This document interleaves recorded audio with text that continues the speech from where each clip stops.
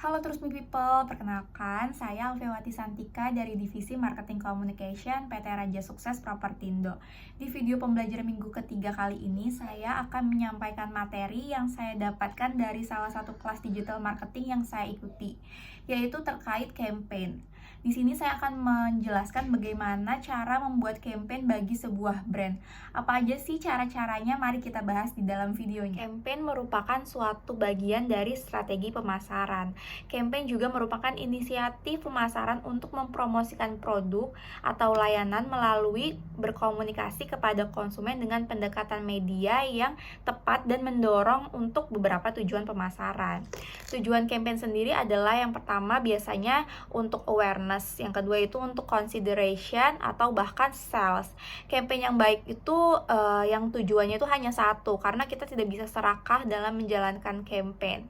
Campaign yang fokus atau campaign yang hanya memilih satu goals itu merupakan campaign yang berhasil. Terdapat beberapa jenis campaign ya teman-teman. Yang pertama itu adalah campaign yang hanya terdiri dari satu, atau bahkan campaign yang terdiri dari beberapa konten atau event yang terhubung bersama dalam bentuk terpadu dengan periode dan segmennya sebagai target.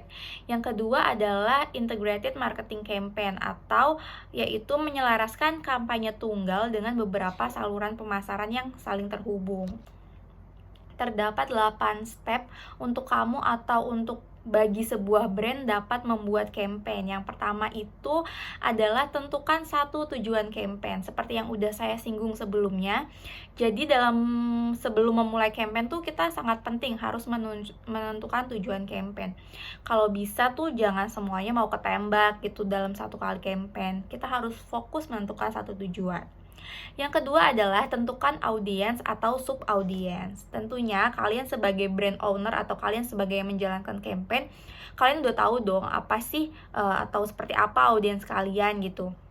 Jadi kalian harus menentukan campaign kalian itu mau menyasar primary audience atau secondary audience atau tertiary audience gitu. Dan itu tuh nggak ada yang salah.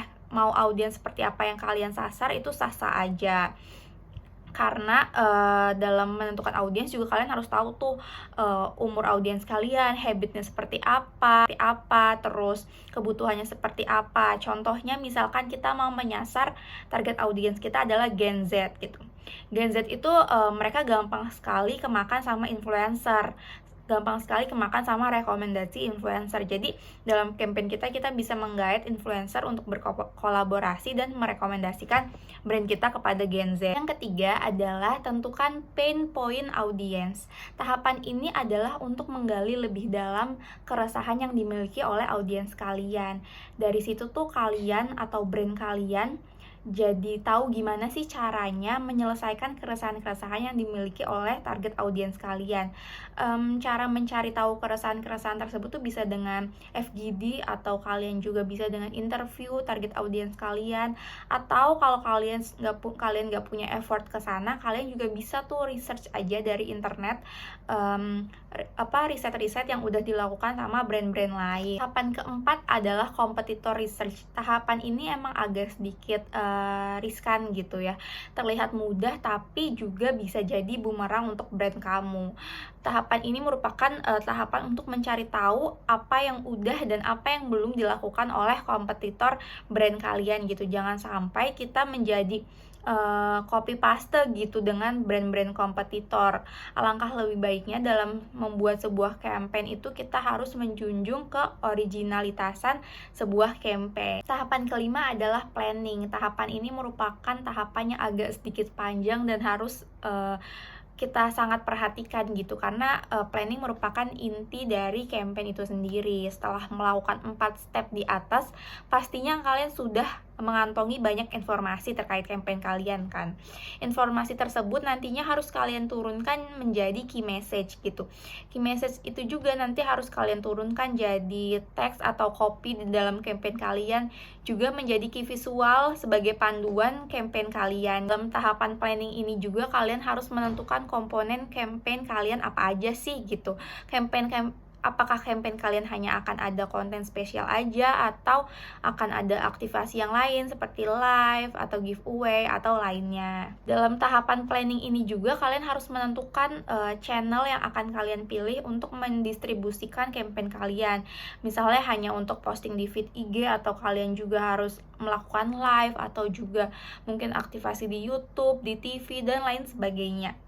Tahapan keenam adalah budgeting. Ini tahapan yang pastinya sangat diperhatikan oleh perusahaan gitu, karena perusahaan itu pasti maunya budget yang dikeluarkan dalam sebuah campaign itu sangat sedikit, sedangkan yang melakukan campaign itu membutuhkan banyak hal. Jadi pentingnya kalian membuat budget planning sebelum memulai campaign, sehingga kalian akan tahu mana yang bisa dipangkas atau mana yang bisa dioptimalkan dan lain sebagainya. Tahapan ketujuh adalah menentukan KPI. KPI digunakan untuk mengukur seberapa efektifnya campaign yang udah kamu jalanin. KPI harus selaras dengan tujuan campaign itu sendiri. Misalnya, tujuan campaignnya itu untuk meningkatkan awareness. Pastinya KPI-nya itu harus impression, reach, dan lain sebagainya gitu. Karena nggak bisa juga kamu tiba-tiba mempertanyakan gimana hasil salesnya. Karena dari awal, tujuan campaign itu bukan untuk sales, tapi untuk meningkatkan awareness. Dan kedelapan adalah eksekusi. Terlihat atau terdengar mudah, tapi ini merupakan tahapan yang paling menentukan keberhasilan campaign kalian. Karena dalam menjalankan sebuah campaign itu kalian harus bisa mengeksekusi sesuai planning. Walaupun tidak menutup kemungkinan di tengah perjalanannya pasti akan banyak improvisasi yang tidak sesuai dengan planning. Itu bisa saja dilakukan asalkan kalian sudah mempertimbangkan baik dan buruknya improvisasi tersebut. Dan setelah semuanya berhasil dijalankan, campaign kalian periodenya sudah selesai, jangan lupa kalian melakukan evaluasi, karena evaluasi itu berfungsi untuk dijadikan pembelajaran gitu. Misalkan ini adalah kali pertama kalian melakukan campaign. Evaluasi ini nantinya akan dijadikan guide gitu untuk kedepannya. Kalau misalkan hasilnya A itu berarti campaign kalian berhasil atau tidak. Misalkan hasilnya B itu berhasil atau tidak. Oke, itu aja yang bisa saya sampaikan di video pembelajaran minggu ketiga kali ini. Kurang lebihnya mohon maaf. Wassalamualaikum warahmatullahi wabarakatuh.